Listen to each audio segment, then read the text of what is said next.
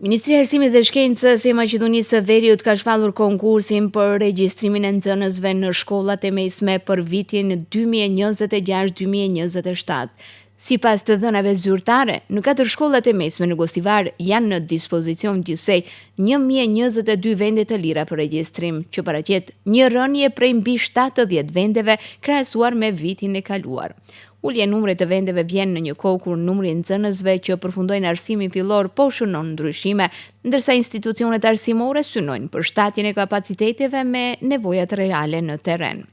Në shkollën e mesme komunale në Gostivar janë 272 vende në 8 paralele për arsimin e përgjithshëm.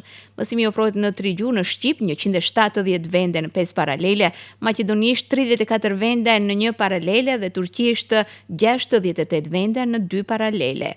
Pika minimale për regjistrim është 60.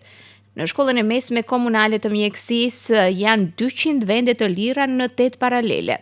100 vende në 4 paralele me mësim në gjuhën shqipe, 50 vende në 2 paralele me mësim në gjuhën maqedonase dhe 50 vende në 2 paralele me mësim në gjuhën turke. Pika minimale për regjistrim është 70.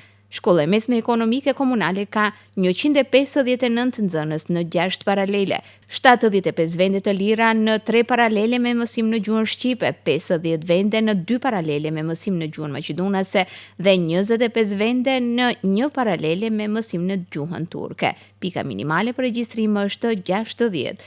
Shkolla e mesme teknike komunale në Gostivar ofron 400 vende në 16 paralele, 200 vende në 8 paralele me mësim në gjuhën shqipe, 125 vende në 5 paralele me mësim në gjuhën maqedonase dhe 75 vende në 3 paralele me mësim në gjuhën turke. Pika minimale për regjistrim varion nga 45 deri më 60 pikë sipas profileve.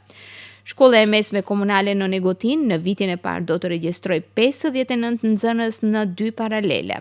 Regjistrimet bëhen në mënyrë elektronike përmes portalit uslugi.gov.mk, duke përdorur llogaritë personale në Skull.mk.